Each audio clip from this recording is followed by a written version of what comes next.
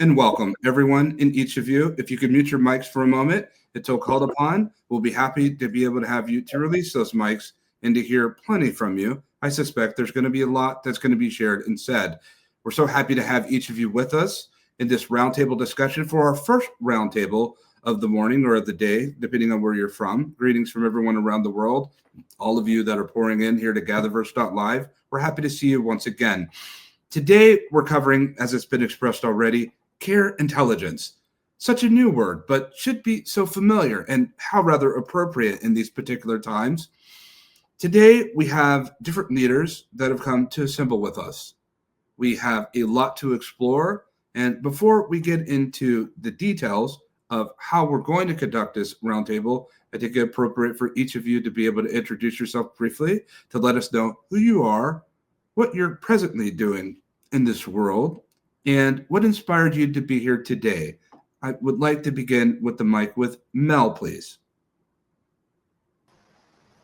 Hi, good morning, everybody, and hello to everyone watching. Christopher, as always, super inspiring to see you and hear you. So my name is Mel Selleck, and I am an applied psychologist in human-AI interactions. So my work really spans sectors. I work with frontier companies that are building digital personas and agentic AI, and I help them understand the human impacts, the human dynamics of what happens in that human AI interaction. I also am in the process of building a global standard for IEEE on organizational readiness for human AI. And I also work with UNESCO in building the psychological, cognitive, and relational aspects that we truly need to be living and examining, which is part of the reason why I'm here today, so I can learn from all of you as well. Intriguing. Welcome, Mel, and welcome back. Thank you. Dr. Morris. Good morning, everyone. I am Dr. Messina Morris, also known as Dr. Molder of Minds. I am the founder of Metaverse United. You can find us at unitethemetaverse.com, where we help people find where they belong in the embodiment of the internet called the metaverse. I also am a professor and director of metaverse programs at Morehouse College in Atlanta, Georgia, where I helped establish the world's first metaversity, where we taught all of our courses. And I'm a biomolecular chemist by training. So my biomolecular chemistry students and my advanced and organic chemistry students using immersive virtual reality. We have partnerships with big tech companies, Meta and Qualcomm, Southern Company, who have helped us establish this program over the years. We've been going strong since spring of 2021 and have given out over 50 courses in immersive virtual reality across disciplines. We've taught full courses in VR. And with my company, I work with other demographics. So Morehouse College is a HBCU targeted to young Black men. And with my company, my heart is with the neurodivergent population. I'm a mother of 5 sons, and 2 of them have autism. And so for me, it's really important to advocate for those neurodivergent learners in this age and time of acceleration. So I spend a lot of time developing programs to introduce STEM and inclusiveness in STEM to those programs. So thank you for having me, Christopher. So good to see you all and everyone else. Incredible. Thank you, Dr. Morris. We certainly do have a certain place in our heart here at GatherVerse for our educators. Thank you so much. And Emily. Hello, everybody. My name is Emily Wright. I am the creator of It'll Be Alright. I'm really excited to be here today because this is actually my first panel since I fell off a mountain bike and I've been recovering from a spinal injury. So today is a good day. I'm excited. Thank you for Chris for having me back here today. I am a certified life coach. I specialize in the intersection of psychology and technology and looking at how our behavior, attitudes, and perceptions of the world can be influenced through algorithms and content. So I have a digital wellness seminar where I teach people about how to monitor your emotions and to learn about bias, how to recognize bias in yourself and online and around, and then how to deconstruct and address that. I'm excited to be here. Have fun, everybody. It'll be a good time. Amazing. We're certainly happy to see that you're here with us, Emily. All of us are happy to see you. We were rooting for well recovery, and it seems like you're on that path. So welcome back. Kara, please. Hi, everyone. Thanks, Christopher, for having me. My name's Cara Peterson, and I'm the co-founder of a legal tech startup that's using AI, excuse me, to democratize access to the law in the United States. We're based in Boston. We started out as really trying to use AI to democratize access to law as a way to help with the access to justice crisis that we have in the United States and, of course, in other parts of the world, if we get to law from other parts of the world. And in my sort of journey in AI, I have a public health background, and I got very interested in the possibility that we can have AI help us solve systemic societal problems, but that's not going to happen unless we're very intentional about it. And we sort of demand it at this time. And all of us who are alive right now are the ones who have to kind of fight for that future, as opposed to a future where we just, create a few more billionaires out of this time, that we really spread the benefits of what AI could have for humanity across everyone. So in that vein, I co-founded with my friend Anna DeVere a show called Building AI Boston, which is all about the joys and possibilities that AI can bring. This doesn't mean that we are naive or blind to the problems that it can also bring, and we know it's a two-sided coin. So trying to look at it with a glass half full, but also a lot of intention, and how important it is that we gather in places like this to talk about what responsibilities those of us right now who are alive and living through this incredible time of change, as Christopher said, owe to future generations to get this right. So honored to be on a panel with such brilliant women, and thank you so much. Cara, thank you so much, and I wholeheartedly already agree with your sentiments, as I have with each and every person so far, and we're so happy and very happy to have you here. Dr. Bradshaw, welcome. If you could briefly let us know who you are and what you're currently doing in this world and what inspired you to be here today. Hello. Oh, hi, everyone. I'm Dr. Bradshaw. I have been a computer science programmer to a tech support agent at AT&T. I've done various things. I've also taught in higher education for almost 18 years now. And I basically like to create AI and help students with it, as well as using it in an ethical way. We see a lot of AI bias out there. So I want to just set the record straight with that and help others implement a better algorithm to create more ethical AI for everyone. Thank you so much, Dr. Bradshaw, and it's incredible. And we certainly do celebrate ethical AI here in GatherVerse and in global community. And this is where we greet each of you, audience that are still coming in, which we're very happy to see you here today at GatherVerse Tech for Humanity Summit Series, North America. Shall we begin? So how will carry and conduct this roundtable? We will be on topic and off topic. There'll be a series of questions that are going to be leveraged and shared. Panelists, this is almost going to be a rapid fire succession. So if you could be able to keep your comments to a minimal so that we could be able to share and pass this mic around. We have a lot to unpack and we've arrived. I think about a lot of things when we have the consideration that we're at when we talk about artificial intelligence, which has already been expressed, and each of you in some capacity are intersecting with, as many people are in this world, Mel.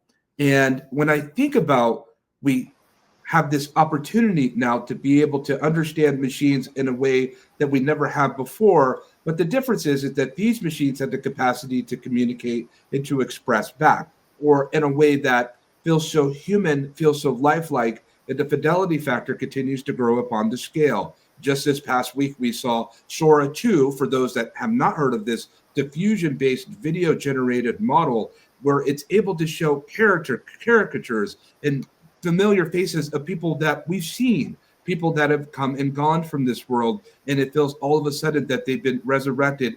And these memories are staying with us psychologically in our mind of these things that we're seeing in videos rendered. We've never seen such a thing that's been unleashed upon the world, if you will. And I could tell that our roundtables are already familiar with the direction that we're going on with this. With that said, and with this in consideration, Mel, I will give a heedage to the first question, but I'd like for you to ask it and to answer it from your frame and lens. What is care intelligence, and what does it mean in this present time of AI frontier? Yeah, it's a really good question. And from my lens, I really think it's about being able, from a leader's perspective, to understand and to respond people's lived experiences. So from my work in consulting, what I'm seeing right now is that fear is the biggest issue that we have to tackle. And that fear is really tapping into people's stress response. So when we talk about care, then I believe that it starts with giving people a safe space so they can unpack what I call their AI assumptions or their AI stories. So that's really looking at what is the baseline that needs to be addressed here. What is driving that fear? And so the care then that we give to them really takes the form of hearing, seeing, and also actually addressing what's not being said and normalizing that uncertainty, that discomfort. It's natural, right? It's real. It's what we're experiencing.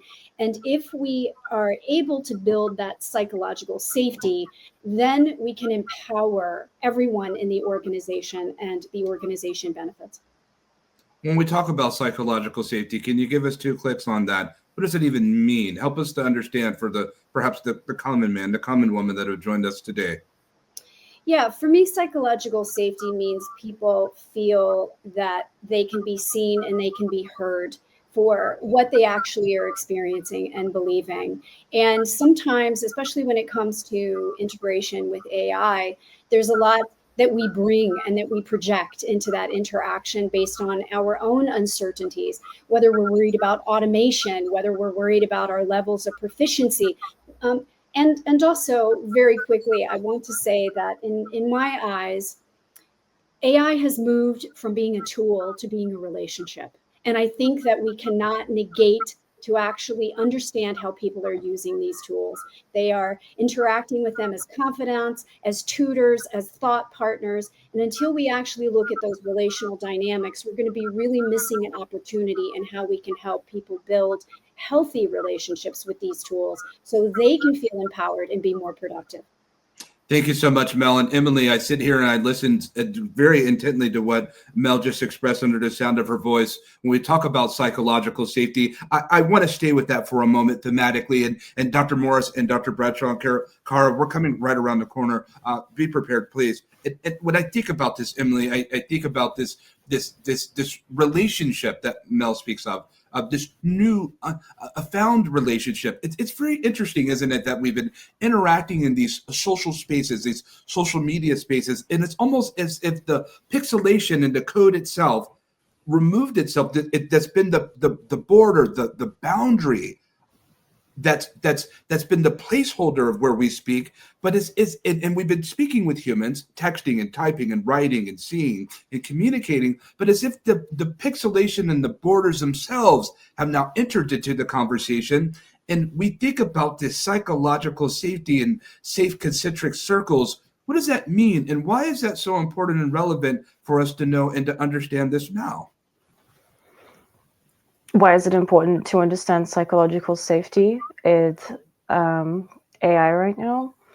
Yeah, I think the importance is grounding and being grounded in who you are and understanding how you work, understanding how you process information so that we can respond effectively and have an effective impact on the world.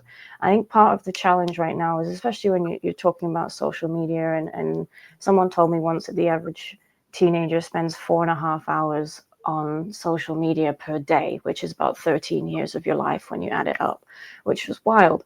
And I think the challenge is it can keep us at what I call surface level consciousness, which is where you're kind of not fully grounded in who you are. So you're very susceptible to influence and to being swayed one way or another.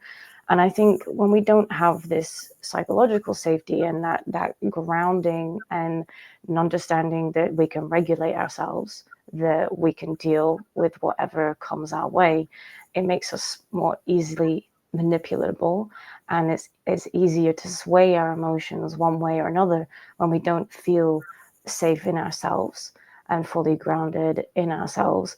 And we've seen, in elections over the last few years, where that could be quite dramatic sometimes, and we can take whole swathes of our population and steer them one way through content that has been particularly picked out. So I think there's a lot of ways that it impacts, but I think it comes down to being able to ground in yourself and know who you are, and then let everything else follow afterwards. I find that rather fascinating as a safe and concentric circle within, that we think about the foundation that's needed for us to enter into this very different world.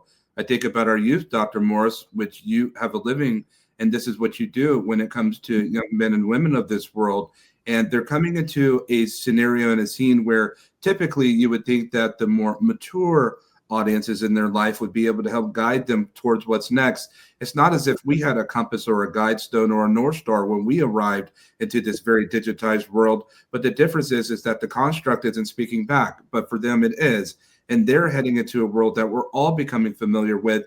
And so the roadmap is very thin, it's very shallow. Yet it seems to me with this grounding that Emily talks about, foundationally is where we can pull from our inner wisdom or our knowledge and understanding to be able to lend towards the generations to come. How are you looking at that, Dr. Morris? One, digital natives are here.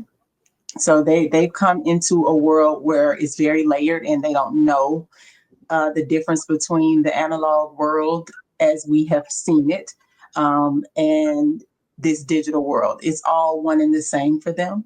But because they're digital natives does not mean that they have the wisdom to be able to wield these tools in a way that is going to protect all of humanity. One of the conversations that I wish we would pivot from is the thought of AI just being a shortcut or a cheating mechanism for young people in higher education, and move more into how it can make them more human. Because right now, as we start to implement things like AI tutors that are conversational and answer questions that plague young people, what they have that we didn't have is dynamic information that in real time can give them answers to questions that their parents or elders don't want to answer. And so what we have not done is relate to them in a way that takes away these digital layers and then starts to have these conversations one to another. And so their trust factor with human beings is less than it is with machines. And that is because we didn't do a great job, even when we gave them phones to scroll on YouTube or to watch their favorite cartoons. We didn't do a good job of safeguarding them from the harms of cyberbullying, from the harms of social media, from being canceled and cancel culture. So they have been swept up into trends. And now that they have been, we're trying to walk back this AI is here and say, oh, well, we need to put all these guardrails on it. When honestly, what we need to do is give them pure case studies of what it means to be human, teach them about it every single time that we use AI, teach them about how to continue to think that human intelligence created artificial intelligence and that we have the power, so that they'll continue to have autonomy and start really thinking about the human condition as these technologies are being brought out and brought to the forefront. If we don't start infusing that into them now, then we are going to lose them just like we did during the social media revolution. And then we have Generation Alpha and Generation Beta children that are born now that have absolutely no context when it comes to how it was prior to these technologies existing at their bedside. Sure. And thank you, Dr. Morris, for sharing that. It's rather fascinating, isn't it? And I just have just come as I just listened to what it is that you just expressed on the heels of all these other sentiments that are being expressed, that it seems to me that if we do not teach our youth, if we don't teach the vulnerable in this vast community that we share, then something else will. And that something else, Cara, is what we're talking about today. It seems specifically under the banner of care intelligence is artificial intelligence, that we are dealing with something, I almost want to say someone, but some things, if you will, when it comes to this new species that's arrived. And we have been the contributors of its development. Every time we touch and every time we enter in any type of data into this worldwide internet, we have contributed to what it is that we're interacting with today. And the reality is at this level pace, if we continue on this scale of trajectory, I believe that this time next year, not 2 years from now in 2030, but this time next year, everything that we know about artificial intelligence will be vastly and rather dramatically different. And I know, just as each of you know, in the respective work that you do, that we are vastly ill prepared for what is next. And I believe that care is one of the most singular important things that we need to be mindful of. But as you said in your opening, Kara, we must demand for a better way. What did you mean by that, Kara? Yeah, well, it's rare, like you were talking about in your intro, that, this is a time in human history unlike any other. And perhaps everybody alive, when something big happens, has that opinion. But this is pretty much one of the biggest, things that's ever happened to humanity all at once and all together, right? So on the positive sides, we're learning together. Nobody necessarily knows more than the other because we're all, all ages, all people are, learning this at the same time. And talking from a North American perspective, what worries me is if we follow a traditional market approach to this technology, it will automatically be used for profit, right? Which is fine. I'm not anti, business or anything like that, but we want to make sure that that's not the only thing driving us here, like it did with social media. And as Dr. Morris was saying, there were lots of societal fallout for the way that we pursued social media with kids. They got damaged by this. And then when you add in sort of the mixture I was thinking about as she was speaking, you add in the mixture of the COVID times, and I have 2 teenagers, and we all know that people who had children homeschooled during that time, they lost some time for, sort of emotional development. And then we also know with older adults and across the spectrum, we have a loneliness epidemic, right? So there's this kind of magic good, magic bad coming together where there's spaces that need to be filled in people's emotional lives and intellectual lives that AI could fill, but it also has a ring of not being true, right? It's not actually a person on the other side. So, and I'm not sure who said it, it might have been Mel, that if we approach this correctly and we have conversations like this one, we can actually use this AI time to be more human, to spend more time being human, because those interactions are starting to become what's really important. So here's just a very kind of simple example: job searching, right? Right now, if you're looking for a job, one of the things you will hear from people is that you need to go out and network and talk to people. So in some ways, the AI-driven job searching isn't working anymore, right? Because it's just become automated. And so what makes you stand out or what makes you unique are those people that you know. So my hope is that with this new technology, some of the sort of rote things that maybe waste our time or take our attention away, we can spend more time creating human connections, making value-based sort of judgments and conversations together. But again, I'm not sure where the market driver is for that, right? So that's what worries me about the United States, and maybe some other countries around the world will do better than we do. But I worry that if we just approach this as a who's going to get rich fastest, we're not gonna look at that the human experience overall as being a time. And the last thing I'll say about this is, if you look at this technology perfectly independently without a lens of any kind of sort of business drivers or think about who's going to benefit financially, just imagine what it could do to change the human condition if we all decided collectively that it would. We could solve so many problems together, but it's going to take a lot of intention, as I said. And I don't have an answer. I wish I had an answer. I just know we need to ask the question, I guess I would say.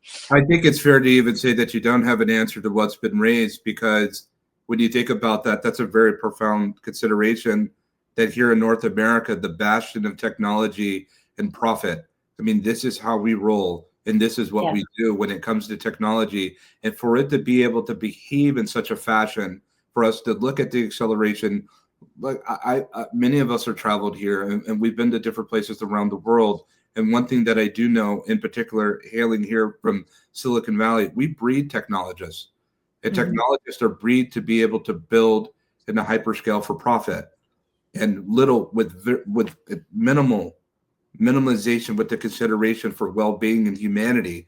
We justify this because we believe that if great technology is superseded by better technology. Better technology is superseded by even better technology. The disrupt will actually be good for us, will be good for humans, will be good for humanity.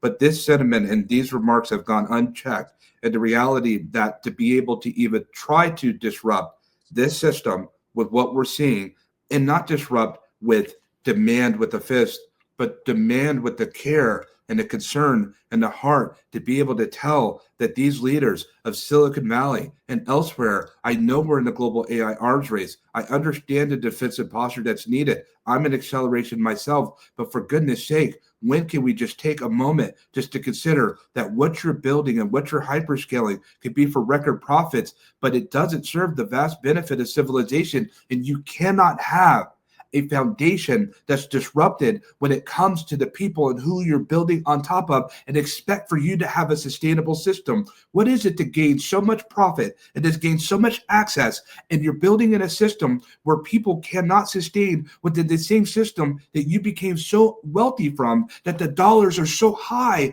that they're so stacked around you that you can't even see the needs of the people? I just don't see a society sustaining in that fashion. You can have all the profit you want, but if you do not have a sustainable society, I believe you have nothing. Dr. Bradshaw, my words may be radical. Bring me back to reality, please. If that's where I just left, bring me back to reality, please. I beg you, Dr. Bradshaw. I feel the same way you do, Chris, because it's really so sad. When everybody used to watch those Terminator movies, they're like, oh, that's what it's going to be. But if you're sitting here just thinking about profit, you're not using that human computer interaction. You're not getting us well versed on what it should be and how we should be, and humanizing things. That's what I used to love. My students say, you're the only real human within to the digital space.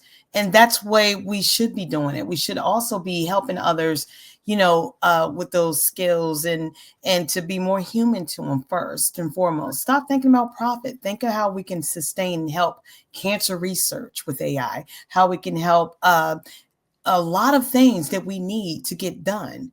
And I just see a lot of greed and a lot of push through of what they're trying to do now. It's just like, it's really sad because it's worrisome when I can see AI being used to help others, not to, or get rich quick scheme or something like that. AI should be used to align with us so we could do a job to make everything sustainable. That's the way it should be. But we see the direction sometimes is just really, really, really sad. And so that's why I always tried to go out there to see how I can humanize AI and how I can get us adapted to it, not get my students scared of it, but to get them to adapt to it and use it, not for cheating, but to use how their goals can align with theirs to where we can make us a better society. So I agree 100% with you. I find that just so appropriate to say it. Thank you, Dr. Bradshaw, because Mel, she hit the 64,000 billion, maybe $1 trillion question that I sit there that's so persistent. And we talk about alignment, the alignment value. And we look at those who are afforded the opportunity to build these models.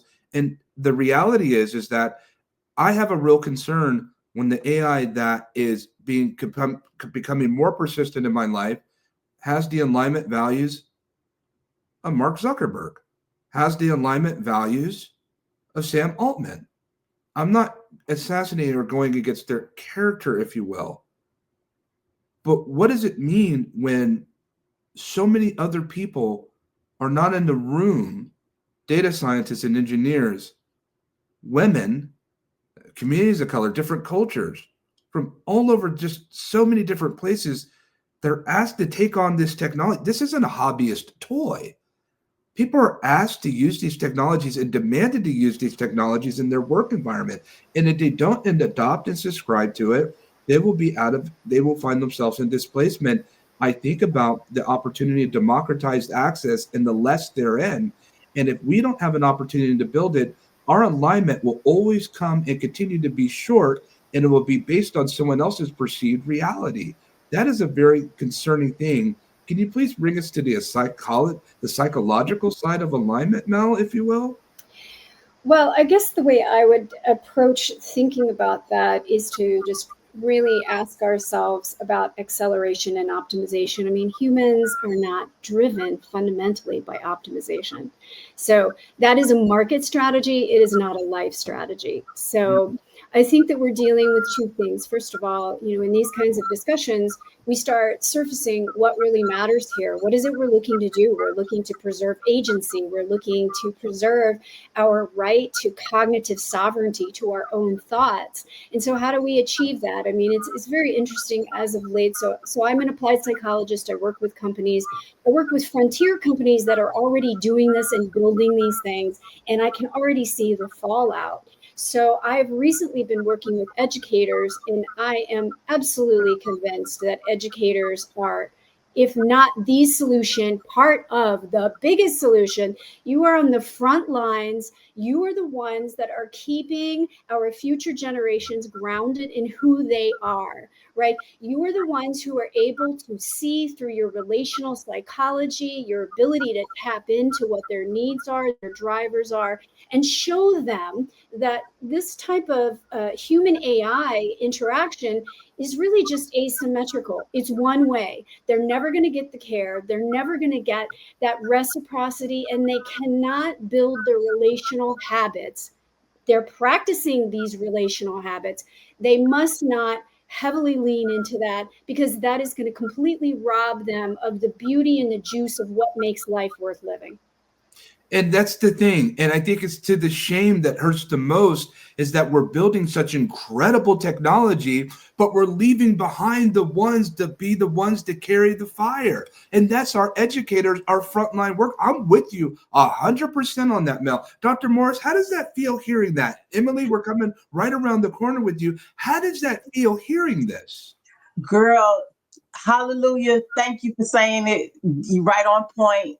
I have been screaming it from the rafters. Educators are the ones that will carry this mantle. And everyone is like, AI is going to take an educator's job. It could never. It could never. Listen, educators are the ones that have been on the front line with your children for as long as education has existed. Okay. And so because we have to work and we send our children to spend 40 hours a week plus some with strangers, in a sense, right? Someone that's not your family. You have to build in a level of trust where you are actually upskilling these educators to give them the tools that they need to be able to provide the type of moral integrity that your young people will need for the next generation. So I deal with STEM fellows a lot, and I was just dealing with high schoolers this past weekend about metaverse technologies. And what they were saying was, we want to know about career pathways, and we want to know about, and we're familiar with the metaverse and AI and XR. They understand that part. What they don't understand is the infrastructure. And see, that is what big tech is betting on, is that because you don't have an understanding of the infrastructure, you can't go against the policies and procedures that we're putting in place to destroy rural communities, inner cities, poor communities, communities that can't fight for themselves. And we're putting huge data centers because they don't understand networking. They don't understand cloud computing. They don't understand 5G. They don't understand the way these cell towers work. They don't understand that we're going to be dumping nuclear waste into the Hudson River. Like, they don't understand that part of it. Like, all of the things that are behind these technologies that really will destroy human civilization. But it is in the classroom where your child sits where we need to start mandating it. And another thing is, yes, we're in a war, an all-out AI Cold War. I don't care, dress it up however you want to. But President Donald Trump decided that he was going to raise H-1B visa costs, right? Because we backfill our talent in the United States with India and Chinese residents. Why? Because India and China are ahead of the game when it comes to mandating AI and all of these other technological tools in their countries. We don't have that in America. And so what we are really doing is shifting GDP, shifting power struggles, and they're trying to offset that by being the ones that are in control, but that's not going to do it. You're going to have to get educators at the bottom level and develop some kind of policies, because just increasing money, and I think that's great, make them pay more for their talent that they need, but that they're not blinking at $100,000. They didn't blink at $2,000 to $5,000 when it was that, but they're not blinking at it. But yes, that brings some more profit to the United States, but that does not solve the domestic type talent pipeline problem that we have.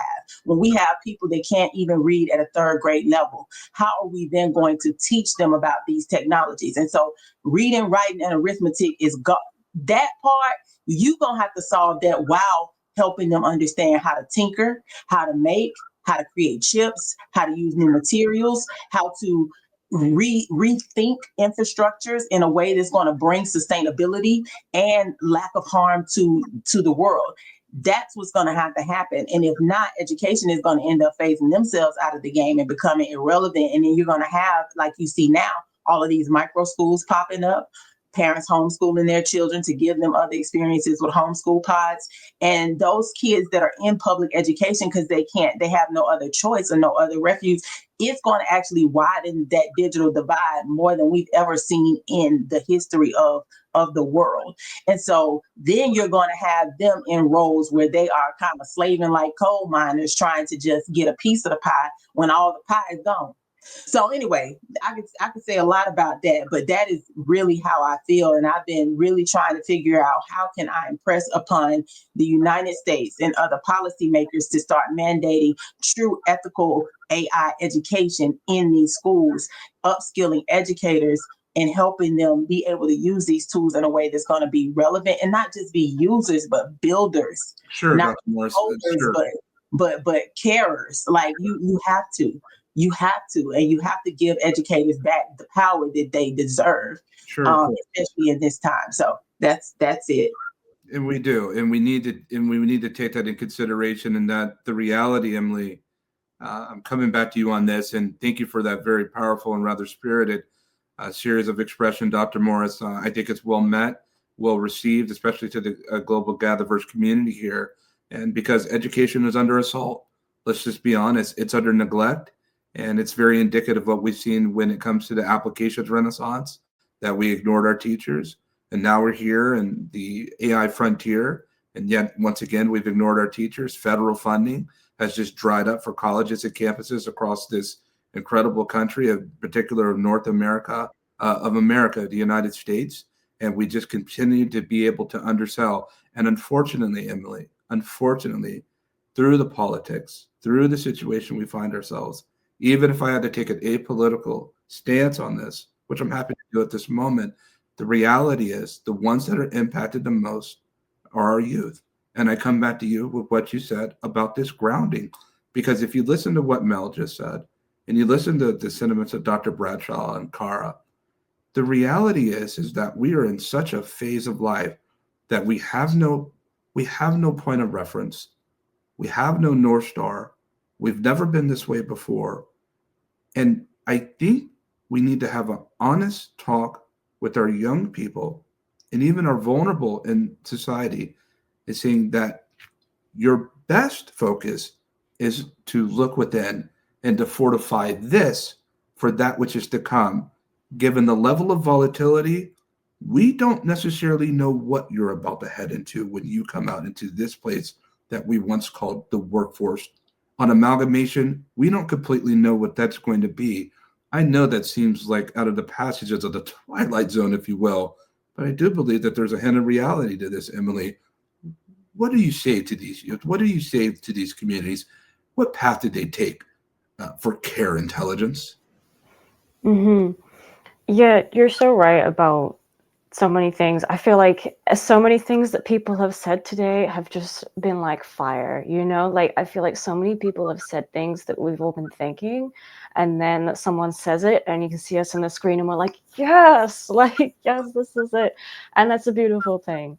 And it gives me hope, And in terms of your question and looking within, I think that so many people are just unfortunately afraid of looking in.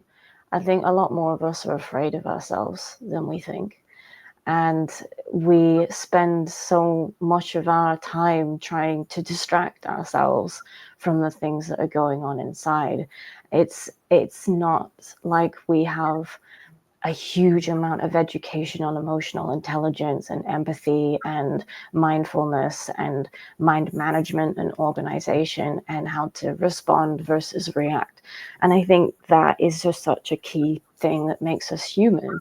And that is part of the power of human educators, is that we can connect on that way, and we understand what it's like to be overstimulated, and we understand what it's like to have lots of emotions and have challenges regulating ourselves. And I think that is a part of what we need. But we don't just need it for youth, we need it for the older folks as well. You know, people that have been in this system for a lot longer than people of my generation. And I work with a lot of older folk as well. And so there's this almost like a digital divide in terms of awareness of not fully understanding the technology. And when you don't understand how all this works, how content is designed to tap into your emotions, and you don't understand how steering works through the algorithm, you become very susceptible. So I recognize that there's a different side to that too. It's a bit different trying to educate people in care homes, for example, versus school. When you're in a school setting, it's easier to regulate it and to be like, okay, this is how we're doing it. We're going to set our generations up right for the next little while. Yeah, I don't have all the answers, but I think that we need to teach two pillars of it. You know, there's a technological side, there's a psychological and emotional side, and I think they need to come together. It's rather fascinating when you talk about this bifurcation, Emily, of what it seems so separate, but these things need to be so close intimately, Cara, as you express, and Emily, take from your sentiment that you don't have all the answers. We observe empirically, we see what's happening. We don't have all the answers, but we do have desire. What is your desire for us moving forward when it comes to care intelligence, Cara? I think the thing that we need to do the most right now is, well, I guess there's two things, and some of these have struck me in just this past hour. One is that there's no shame in not knowing, and there's no shame in not having the answers, and also feeling like you don't know how to even approach it. And the more we normalize that, the more we invite people in to the conversation. If you're alive right now, you belong in the conversation about AI. Full stop, right? And so there's no shame, and I don't understand many things about AI, and that's okay. I'm still in the conversation.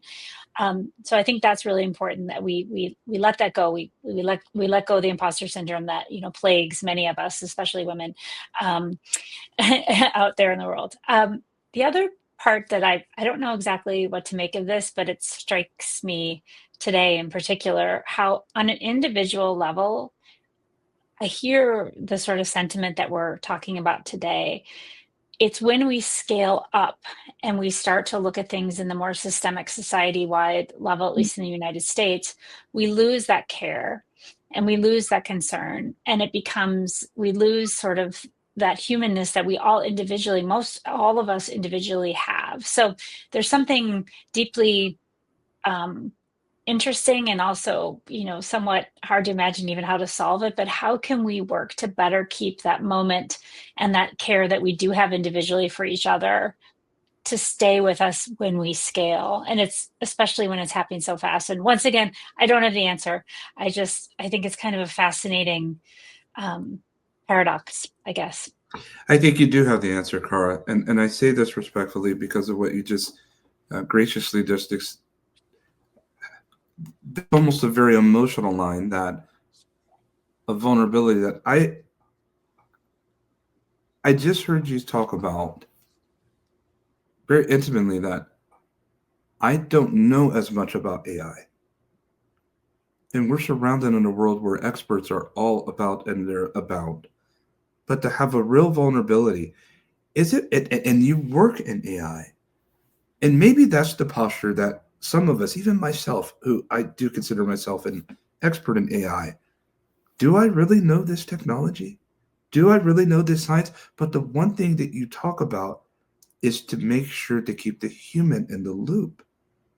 If there's one thing you could say to me that just resonates so much, it was just that, about the consideration. I don't know much about this technology. I don't know much about this frontier, Dr. Bradshaw, but I do know that this is the place where I belong. And I believe that technology can never supersede the human code, that thing which we just have been passed down through the ages and dispensations, this DNA, if you will, this thing of the human heart that still has to matter for something. Because listen, in a time where we see diffusion models that can speak like you, that can conversate like you, that can implement, and they look just like you. Humanized resolution, hyper-realistic, immersive simulated. And the reality is what value do you feel that you have amongst these when they feel so capable, Dr. Bradshaw? And I just want everyone to know, not just our youth, but everyone to know that your value as a human with a heartbeat will always be the determining factor between your value versus the value of a machine. We are not trying to discredit our machine friends that are coming about, their native friends. But my goodness gracious, you have tremendous value if you have a heartbeat within. What do you think about that, Dr. Bradshaw? Does that resonate, or am I too off the path? That resonates so eloquently, because that's what I tell students every day. You know, their value, their heart can create new things, specifically AI and new algorithms, but they can never take the essence of you, you know? So we got to align ourselves and see how we could really, you know, be sustainable and create sustainable environments for the both of us. They can't do it without us. So nobody's going to supersede and take you over. You have the heart, you have the drive, you have the character. It's just artificial, you know? It's not human, it's artificial. So I also give them that realism and let them know that we have to create this technology. We have to have a say in this technology, and it can't not include every person from all walks of life. And that's what's scary to some of them, because they're like, it's like big tech, you know? Look at some of them and how some of them are. It's not including me. It's not including, you know, someone from another country. So we have to really diversify and democratize, the AI. We have to, and I'm going to work every day till that happens.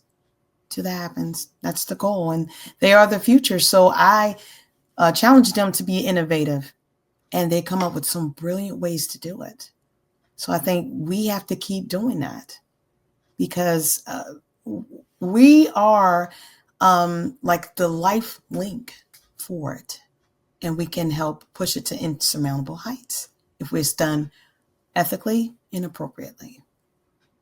Thank you, Dr. Bradshaw, for those very heartfelt words. I now want to come to the conclusion of this roundtable discussion. It's quick as it comes, as quick as it goes. I had to give you each 30 seconds, if you will, but I really want to know something from each of you. And so I'll ask a very small, intimate, and individual question from each of you, if you'll permit me to be able to close this off. And Mel, will begin with you. I know that I see you just passionately working in this space, so heartfelt. Audience, please take time to follow Mel Selleck. She works incredibly hard when it comes to understanding the psychological cost and the psychological presence of artificial intelligence. What inspired you to take this path? Of all the paths that you could take, why this one? You know, that's really such an awesome personal question to ask me. So the big reveal here is that I come from a family where my mother and father were functionally illiterate. And here I am later in my life pursuing a PhD. I know the power of access. I especially know the power of having educators in my life who cared enough to volunteer their time to broaden my horizon and to say, hey, you matter, your dreams matter, hear what's possible for you. That was a human to human connection that made me feel like anything was possible.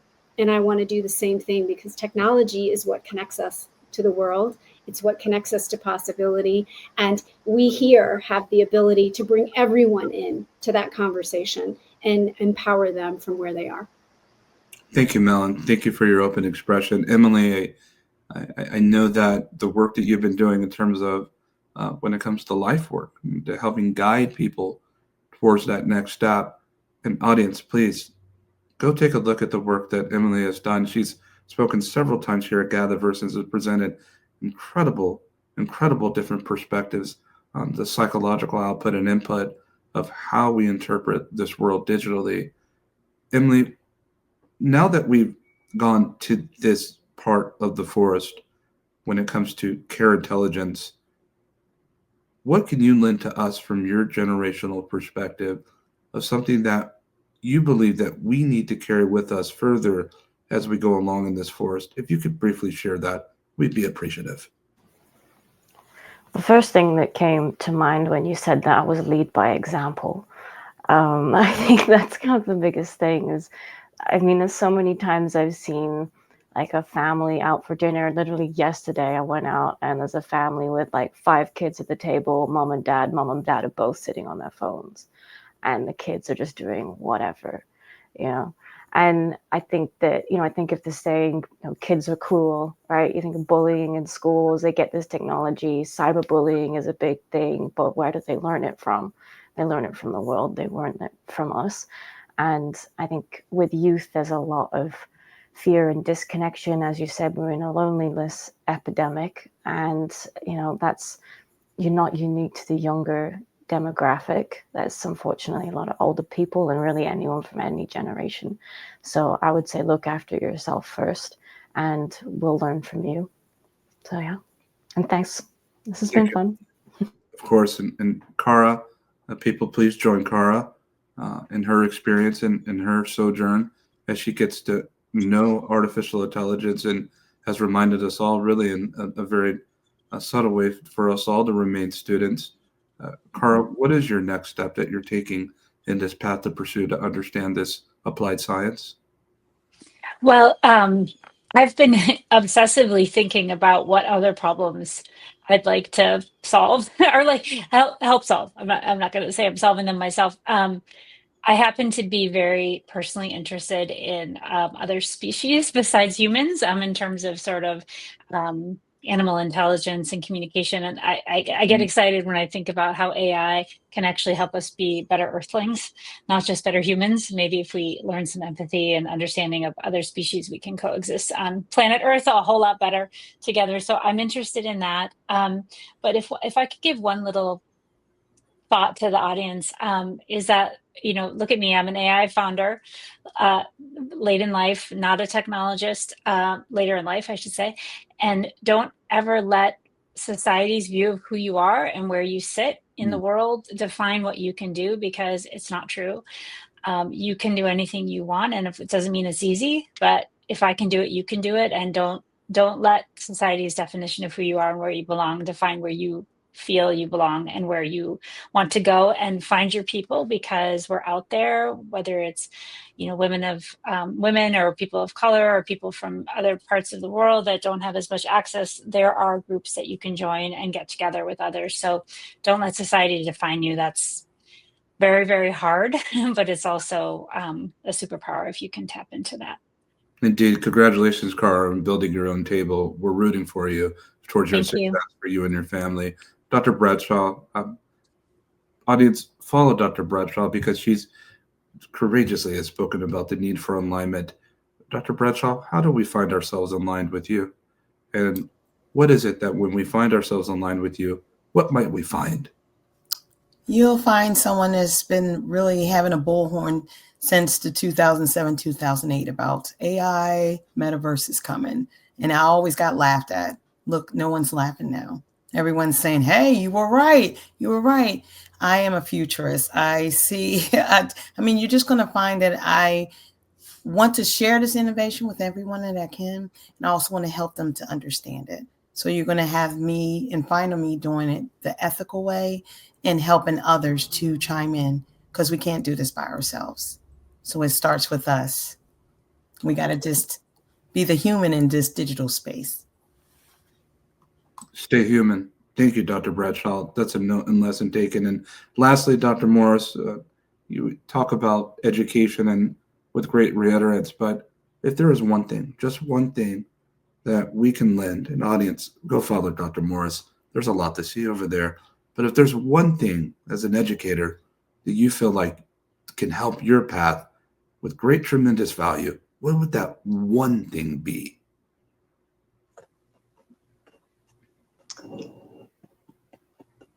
That is interesting. One thing that I think is necessary for me as an educator is to be able to actually have influence and presence in this space, because I feel like my heart posture towards the world is pure. I feel like I need a larger lens in which to be able to express some things that I haven't heard on larger stages. And I think that the world needs to hear voices like mine, like Cara's, like Emily, like Nell's, like Dr. Bradshaw's, and like yours, Christopher, to be able to understand the true impact that these technologies are having on just regular old people. And so, as an educator, I think for me, it's about spreading the knowledge in a wise way so that it could be utilized in a way that's going to be helpful for all of humanity. And as a woman of faith, I believe that, and I hope that, given the right conversations, it will lead me to have more influence in a way that is going to call big tech to the carpet, to start to really listen to influencers like ourselves who know what we're talking about because we're on the front lines. So that is the hope. And I thank you for allowing our gather to be well today. And I thank you for each of you joining us. And I thank you, Dr. Morris, for those closing sentiments. I thank you so much, audience at GatherVerse.live, and those that have assembled with us once again with vast fidelity at GatherVerse.live from around the world, and those that we're broadcasting to the different streams. We hope that you found value in spending time with us and that your time was regarded well. We certainly have enjoyed our time together here in this roundtable discussion. And now we move forward to Lynn Gittal and Chantel Balta to be able to have an enlightening conversation on the catalyst effect of building leadership, confidence, and impact. I can surely say for this particular occasion that we have arrived with, that our gather was well. And upon the next time that we meet, may our gather be well. Thank you.